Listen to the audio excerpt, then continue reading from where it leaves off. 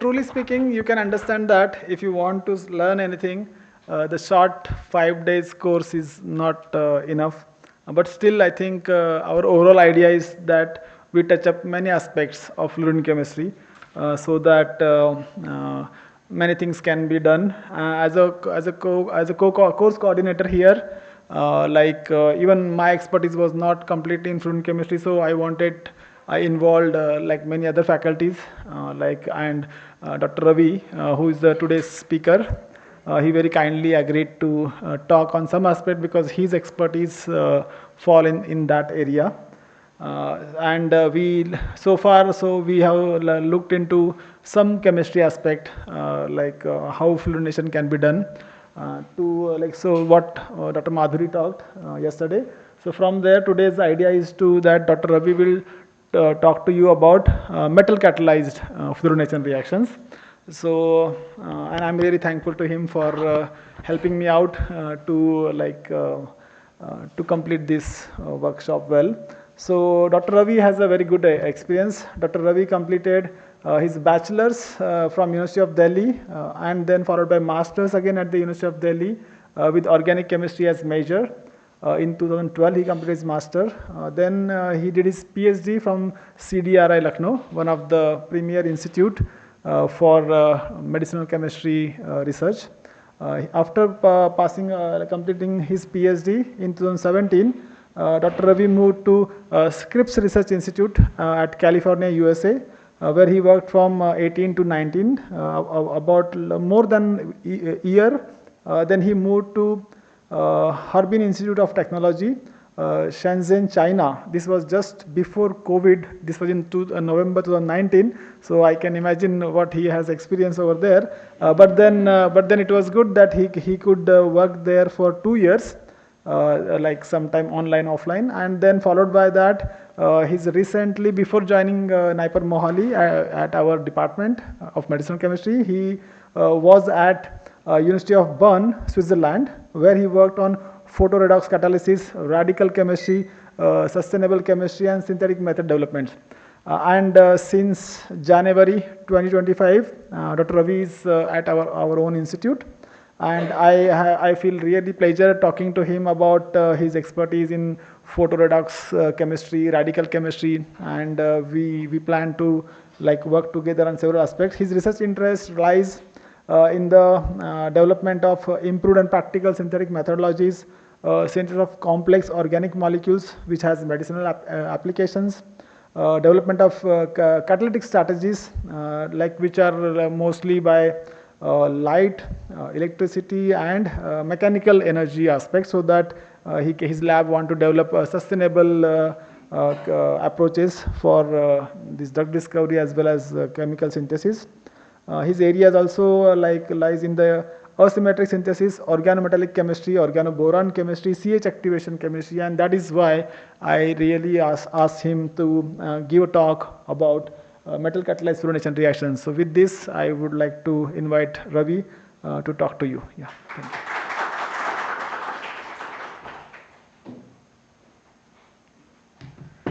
you. Thank you, Dr. Deepak, for this kind introduction. And indeed, it's a very great pleasure of mine to present some of the work related to fluorination reaction using this metal catalyzed reactions. So first of all, very good afternoon to all of you. Hope you had your great meal. Your sugar is running in your blood. Yeah. So let's take a walk towards this fluorination reactions. So this slide, I guess you have seen yesterday. So since morning, since last day, we are talking a lot about this fluorination reaction. And this slide, I think Dr. Deepak has already shown yesterday, contains a molecules or a drug-like molecules which contains at least one fluorine atoms in the this drug-like candidates. For example, if you see some of the candidates contains more than one fluorine atom, which is called the trifluoromethyl group, but this molecule, how they are important, you can see the graph on the right hand side. There is an increased trend for this fluorinated molecule. If you see after this 2011, the fluorinated versus non-fluorinated molecule, the trend is rapidly increasing. so that it's making the 20% marketed drugs contains at least one fluorine atom. So as a chemist, as a medicinal chemist, I'm always interested in making these molecules. So we are fascinated with this fluorine, but how do you incorporate? So this is the question I always ask about as a chemist, how do you synthesize? So I propose this to my student as well. So how do you bring, achieve this fluorination reaction? So one of the strategy which is already existing is you start with the starting material having the fluorine. So now you make your drug-like molecules which already contains a fluorine. You do all your chemical manipulations. Just a second. Yeah. So you do all your chemical manipulation and you ended up with a drug which contains the fluorine atom, right? This is practically okay, but sometimes this fluorine atom, when subjected to different chemical reaction, you lose the fluorine, right? So there is another approach, which is the late stage fluorination reaction. So in that, you have a drug molecules, you'd synthesize from all those n number of steps. You have this drug molecule, and with the aid of some metal or some catalyst, you do the fluorination reaction. So by doing so, you directly convert this carbon-hydrogen bond to carbon-fluorine bond, which is sometimes is known as the CH fluorination reaction. This looks very good. You don't have to you don't have to rely on the fluorinated molecules. You incorporate the fluorine at the later on of the molecule and you end up with the molecule. But this limitation is always the reactivity, right? It's not possible always that drug molecule at the later on is reactive enough to undergo this fluorination reaction. And then there is another problem arises is the regioselectivity. If your drug molecule contains equivalent number of CH bonds, so selectively incorporation of fluorine is tedious and is difficult. So therefore, there are some methods people wanted to incorporate selectively. Though there is one method reported in 2009 from Buchwald group where he converted these pseudo halides, right, to direct fluorination reaction.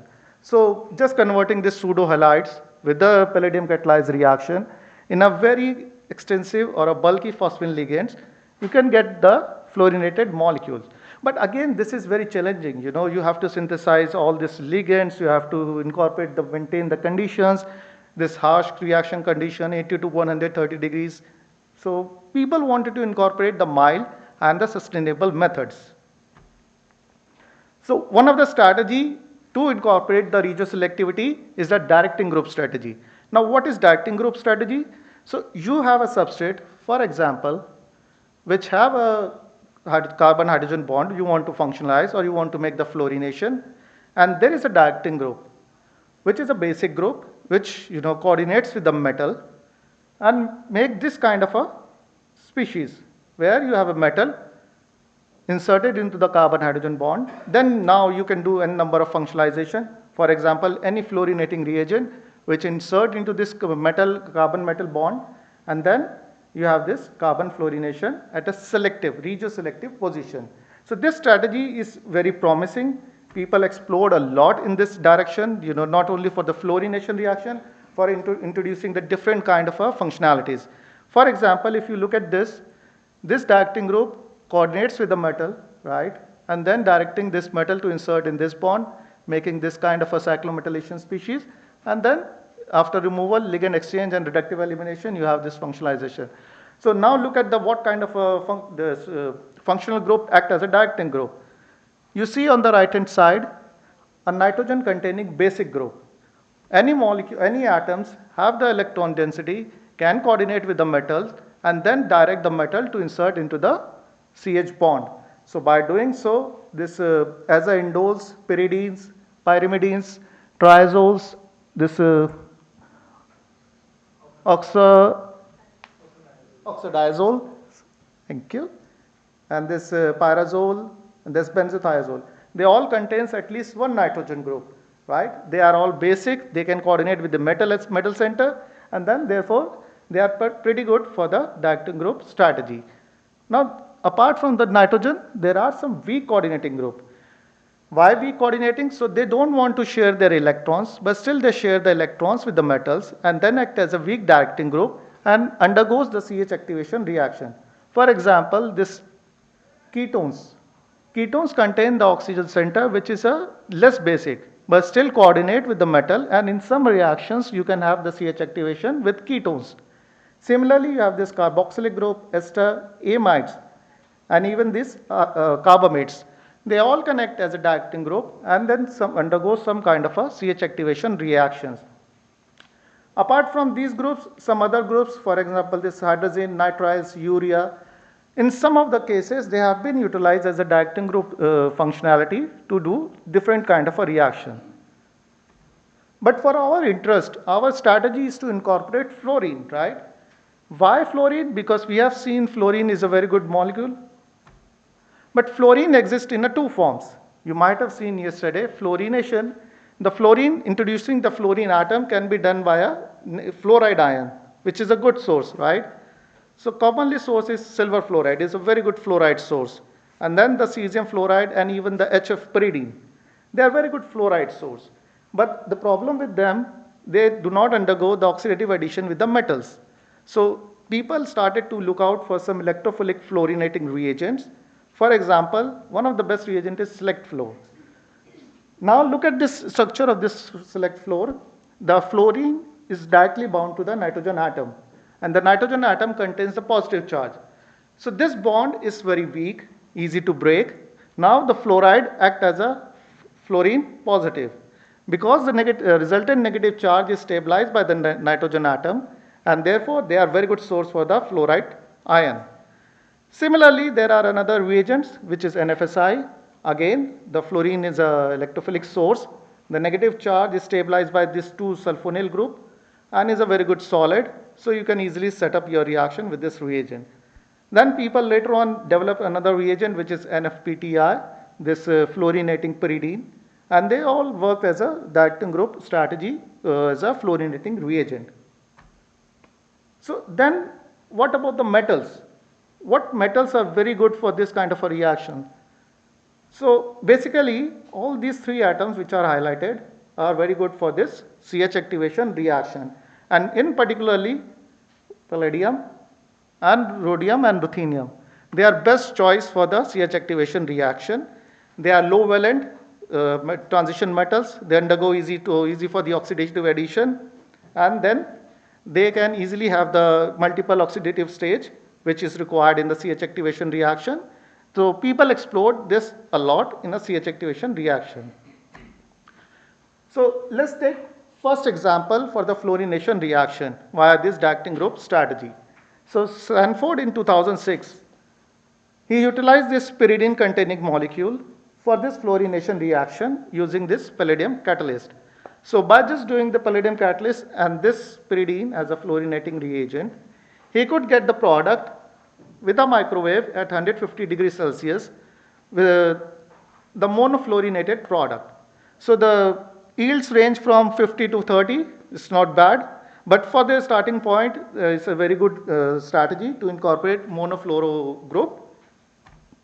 And the mechanism, if you see, is for the orthofluorination. So the first step is the palladium coordinates with the nitrogen to form this palladium coordinated species, which undergo the CH activation followed by cyclopalladation intermediate. Now this intermediate, because this carbon palladium bond, so this bond is slightly nucleophilic, right? So the fluorine, which is electrophile, can insert into this bond. So again, palladium undergoes this oxidative addition, and after reductive elimination, the palladium is regenerated and get the monofluoro molecule. So this was the turning point. People started to explore the fluorination reaction using different directing group strategy. So as I said, people explored a lot of directing groups for different kind of functionalities. One of the directing group is this trifluamide. Now trifluamide is a very easy to prepare in a reaction, one-step reaction, and is a very good directing group. Now if you do the same reaction with the palladium and the same pyridine fluorinating reagent, so you ended up with a monofluoro compound. Now the best part with this monofluoro trifluamide, you can convert it into the n number of product. So for example, you cleave this trifluamide group to get this n-methyl compound. So from the single starting material, you get a different kind of a substrate. Additionally, you can oxidize this amine to the aldehyde. Now fluorobenzaldehyde is not easy to make, but with this strategy you can make the fluorobenzene, right? Similarly, yeah, please. ठीक है. Similarly, you can convert this triflamide to azide, which is another functional group required in a lot of biological molecules, right? You can convert this into the azide and everything. ठीक है.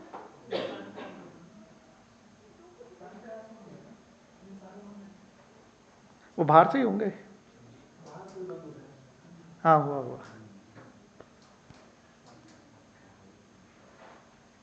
ठीक है. So yeah, we were talking about the azide conversion. So you can convert this amide, this triflamide to azide. Similarly to cyanide, but simple conversion, right? And the best part of this cyanide, you can further oxidize and you can get this carboxylic acid fluorinated molecule. So the single conversion or single directing group strategy could lead to the diverse array of compounds.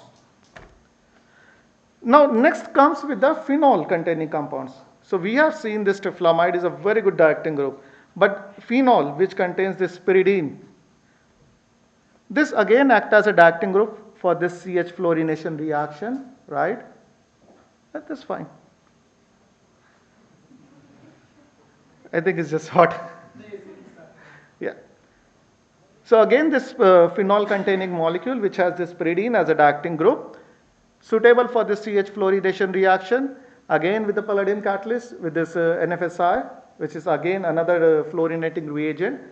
So this CH bond undergoes fluorination at the mono position, and if you have multiple fluorination or multiple sites for the fluorination, the selectivity guides. So now the regioselective CH fluorination of these molecules happen.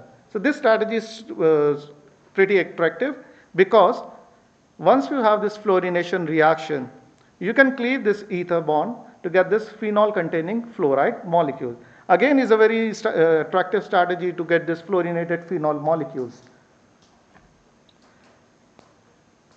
Another directing group which is very good is the oxymethers. Oxymethers again coming from the aldehydes, right? So you can get this oxymethers from one step from the aldehyde. This oxime then reacted with the palladium and again with the NFSI as a fluorinating reagent to get this fluorinated molecules. And the practicality they have shown, they have isolated this 1.4 gram of the product. So not only the milligram, you can get the kilogram or the gram scale of this reaction. So again, the strategy, you have this fluorinated molecule, you remove this oxime to get the aldehyde containing fluoride. Now this is not easy to get the monofluorination in a molecule. But with this, all these directing group strategies, you can achieve the fluorination.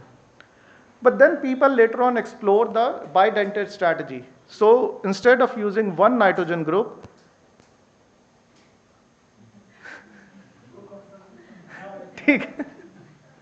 so instead of having one nitrogen group as a basic donor, people started to explore the two nitrogen as a basic donor.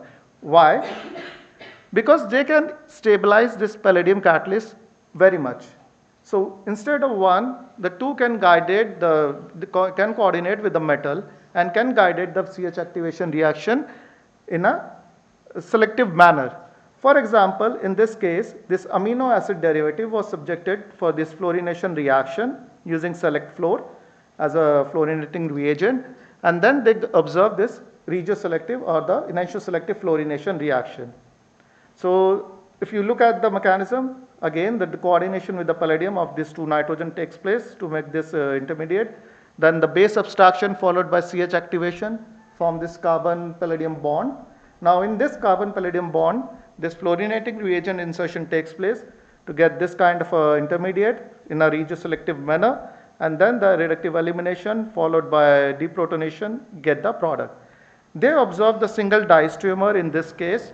Why? Because if you look at this intermediate, the directing group is attacking only one side. not on the other side. So the fluorination insert in a enantioselective selective manner, and they observe the single diastereomer of this amino acid. They further confirm the diastereoselectivity with the X-ray crystallography, and they get the trans selectivity of this two functional group. Now again, the amino acid derivative was there, so people tried to explore to get the fluorinated amino acid. So in one case, if you remove this phthalimide with just hydrazine, you get this amino fluorinated molecule. Then if you remove this, this functional group to get the acid, it's again directly the amino protected amino acid, fluorinated amino acid molecule. So this strategy is also important to incorporate selectively fluorination molecule. Then later on, the simple amide, not the bidentate, just a single amide was also subjected, and they got this fluorination reaction. 20 example up to 77% yield, it's not bad.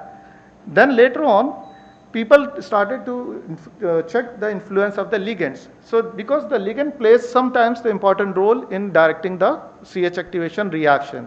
Because if you see this step is always a reversible step. So the palladium always undergoes the addition followed by elimination pathway. So people try to stabilize this with some ligands.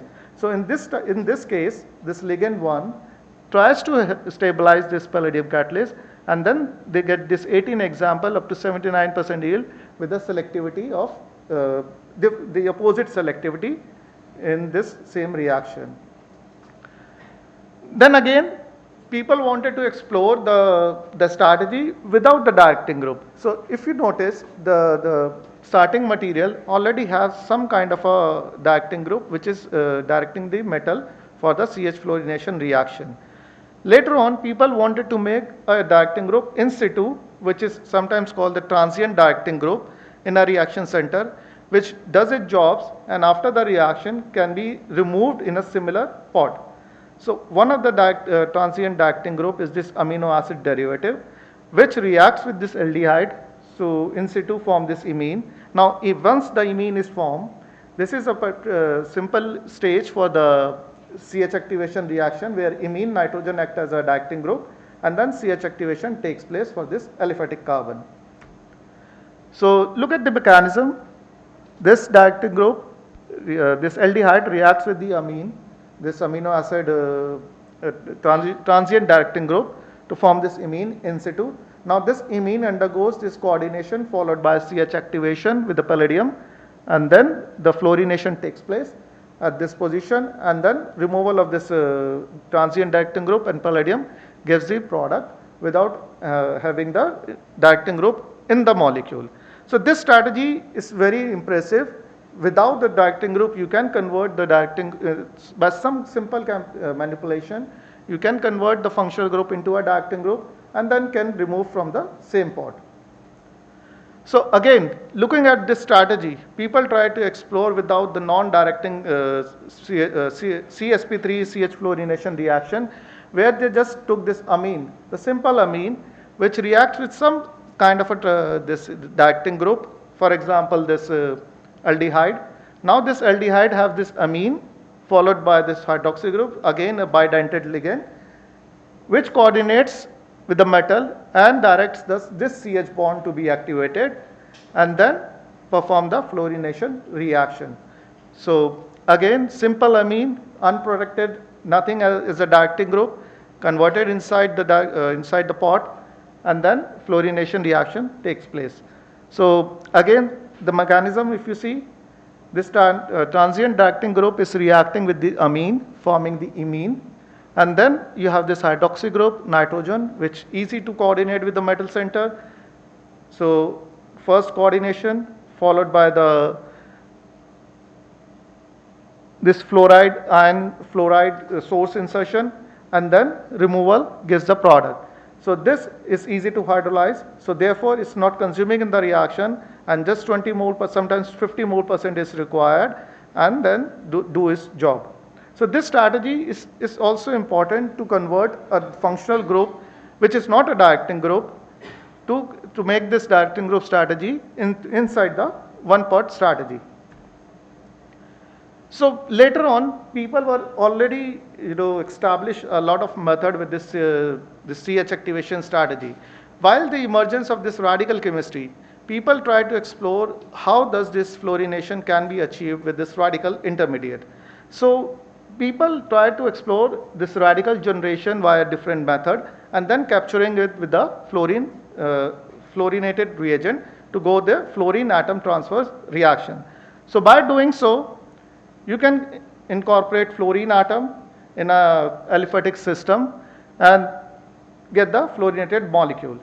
So one of the strategy where to incorporate or where to generate the radical is the hat process, where you generate your radical from some other radical initiator process, which abstract the hydrogen and then generate the another alkyl radical. Now this alkyl radical undergoes different kind of a fluorination, fluorine atom transfer reaction and to form the fluorinated product. So one of the strategy was published in 2017 using the silver salt. So silver salt are usually good oxidant under the given condition. So when treated this benzyl containing this molecule with this, silver nitrate, this undergoes the oxidation reaction to form the benzylic radical. Now benzylic radical with a suitable fluorinating reagent, for example select fluor, undergoes this fluorine atom transfer reaction to form this monofluoro molecule.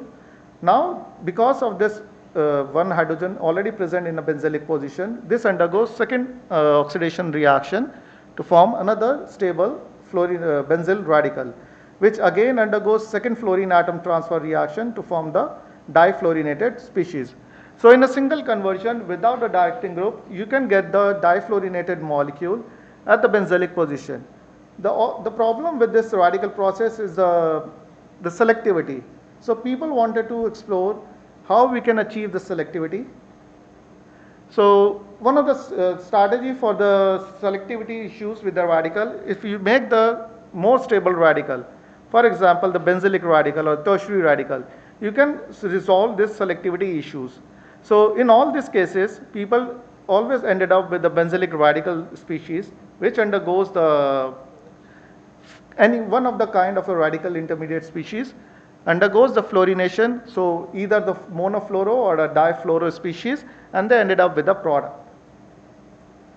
Then later on, people tried to explore the copper catalysis. So not only the silver, copper can also do the same job. And the important thing with the copper is you do not require in a stoichiometric amount as you require in a silver catalysis. So people explore with this copper catalysis who does the same job. So select fluor undergoes the single electron transfer to form this kind of a radical cation species, which undergoes the hydrogen atom transfer through the starting material to form this alkyl radical. Now this alkyl radical, as soon as it's generated, it undergoes the fluorine atom transfer reaction to form this fluorinated product, and the select fluor is consumed to oxidize the copper. Now later on, people wanted to explore without the oxidant in a reaction. So they did this radical CH fluorination with a photocatalyst. So photocatalysis is an emerging field which I am also involved to make the radical species. So people wanted to explore this photocatalyst to do this hat kind of a process. So one of the process which can generate the alkyl radical is with this tungsten based photocatalyst. So this the important thing of this tungsten based catalyst is when it's oxidized or when it excites with the light, it can easily undergoes the hydrogen atom transfer process to form this alkyl radical. So this alkyl radical then further capture with this NFSI or some other fluorinating reagent to form the fluorinated molecule. Now the issue arises with this kind of a catalysis is the selectivity. So once you have the multiple CH bonds which can be easily abstract with this tungsten based photocatalyst, so you can have different regioisomeric mixture form. For example, in this case, only single regioisomer is formed because the radical form is the tertiary radical, and this tertiary radical is stable, so therefore single product is formed. But look at these two cases. Both of this radical can form, which are secondary radicals, and then two mixtures of the product is possible. So therefore, this strategy looks promising, but it has some issues with the selectivities. Then later on, the strategy was revived, and to make the selective radical species was needed. So people started to make with the iridium-based photocatalyst, and then utilizing this N-hydroxythalamide as a radical precursor. So because in a photocatalytic cycle, when you excite your catalyst, it can undergo the single electron transfer to either oxidize or reduce the species. So in this case, this iridium catalyst is reducing this species to form this methyl radical. Now this methyl radical is highly energetic species. It can react with the fluoride to get this methyl fluoride species, or it can react with the starting material. For example, in this case, to get this another stable radical, which is a secondary or a tertiary. So this process, by doing this, is a hat process where it abstracts the hydrogen from the starting material to get this this methane gas and a stable tertiary radical. Now, as soon as this tertiary radical is formed, it has to complete the catalytic cycle where it gets oxidized to form this carbocation kind of a species. Now this carbocation is trapped with this HF fluoride and then fluorinated molecule. So by doing so, you generate a radical in a selective position where it reacting particularly on the benzylic position. So for example, if you look at just a simple hydrogen atom transfer process, the hydrogen can be abstracted from this position or from this position. But by using this strategy, you generate the radical which is more stable, that is benzylic. So only benzylic fluorination takes place. So this strategy was also utilized for this heterocyclic molecules. So not only the aromatic, the heteroaromatics can also be accommodated, and you get the fluorinated molecules. So using the same strategy, the different group wanted to make the similar hydrogen atom transfer process, but instead of using this N-acetyloxybenzene, they utilized this TBPB, which is tertiary butyl phenyl perbenzoic acid. So now again, they reduce this guy to form this radical. Now this radical is a very good hydrogen atom transfer species to form this another radical. Now this radical again oxidize. The process is known as the radical polar crossover, where you either add or remove the electrons to the radical species. So this carbocation, as soon as it forms, is trapped by this HF with the pyridine and get the fluorinated molecule. The best part of this strategy is you can get the fluorination of the drug candidate at the later stage. So look at these molecules. The fluorination happens only particularly at this position. Nonetheless, some of the fluorination also happens at this position, and the racemic ratio was 5:1. But you can get the fluorination at the selective position, which is more stable. So in this case, again the fluorination happens at this position because this is a more stable radical species, and the fluorination happens at this particular position. And again with this drug candidate, the fluorination happens at the benzylic position because it's a more stable radical species, and with this drug candidates. So nonetheless, you can do a lot different kind of a fluorination reaction by applying the different strategies. So some of the strategies I just highlighted by using the radical or by the CH activation strategy. So when you wanted to make this fluorination reaction, it's always crucial what is required in a molecule. Okay, whether you want to incorporate the later stage or whether you want to incorporate the initial stage. Okay, so with that, thank you so much, and I'm happy to answer any questions.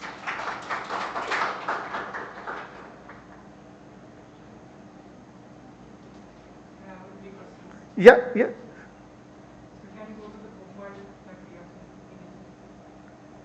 Where they first perform the pseudo halides, right?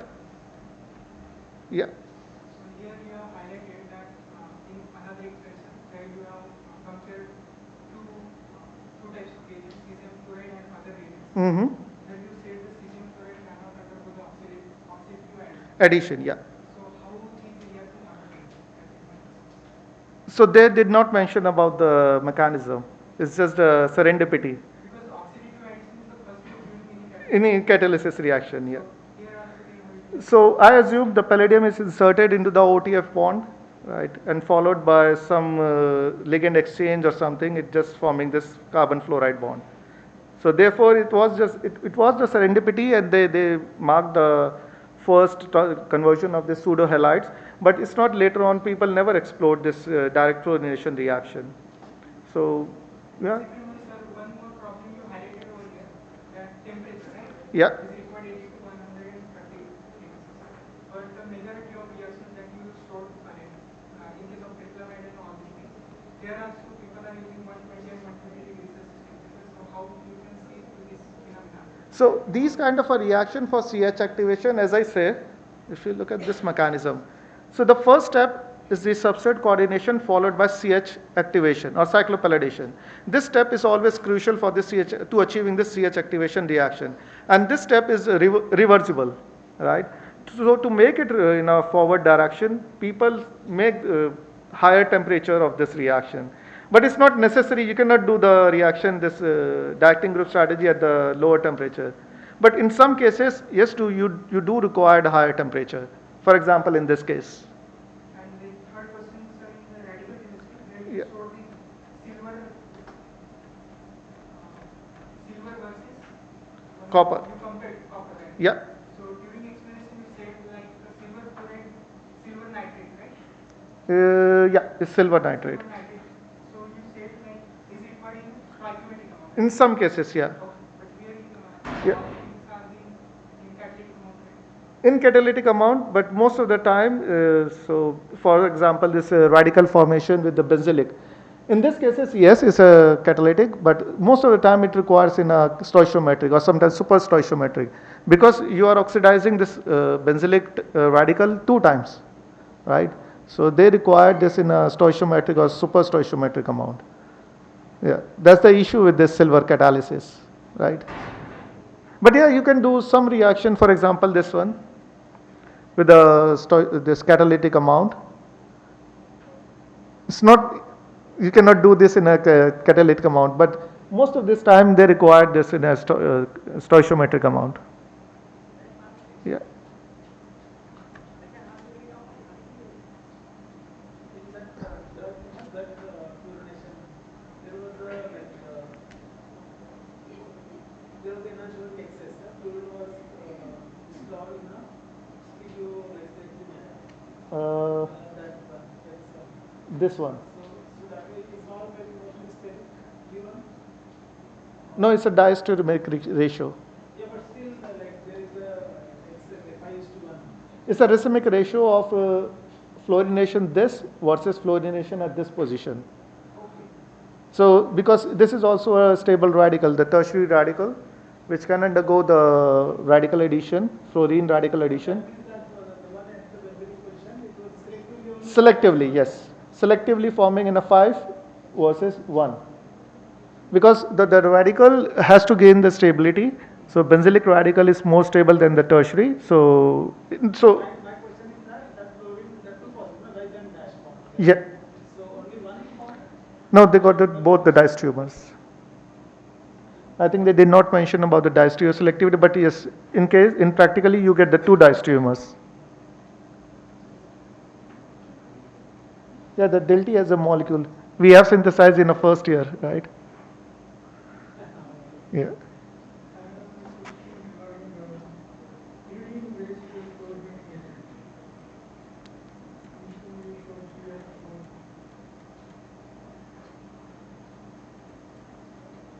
Yeah, this one. Mm-hmm. F plus. F plus. So all this nitrogen containing fluoride, they supply this F plus, and the negative charge on the resultant nitrogen is stabilized over the pyridine ring. So they are good source of electrophilic fluorine over the nucleophilic fluorine.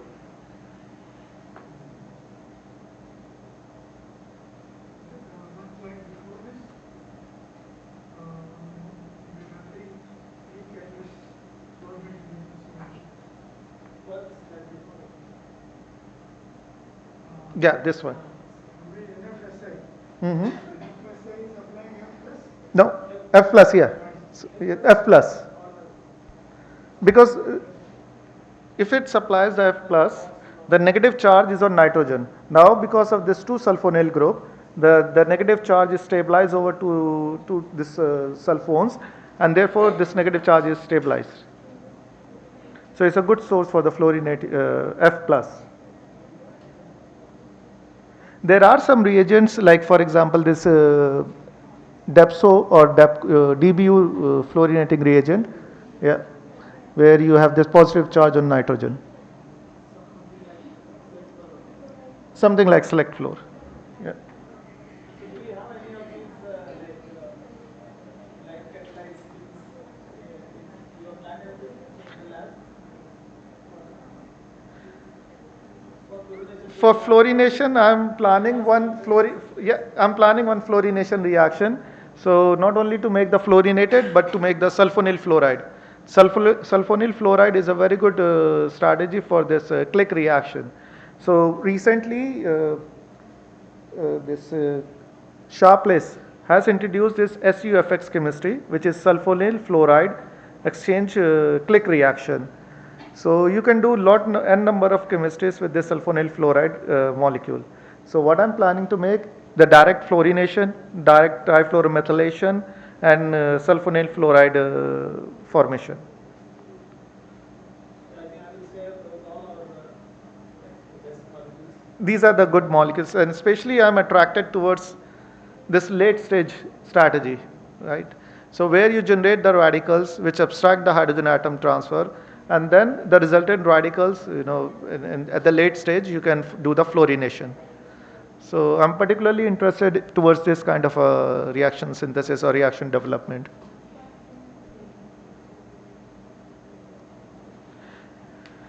Okay, I think, any more questions? If there are no more questions, we will thank Dr. Ravi.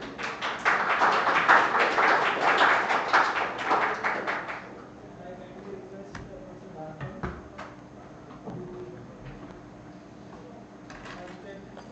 Ravi for this.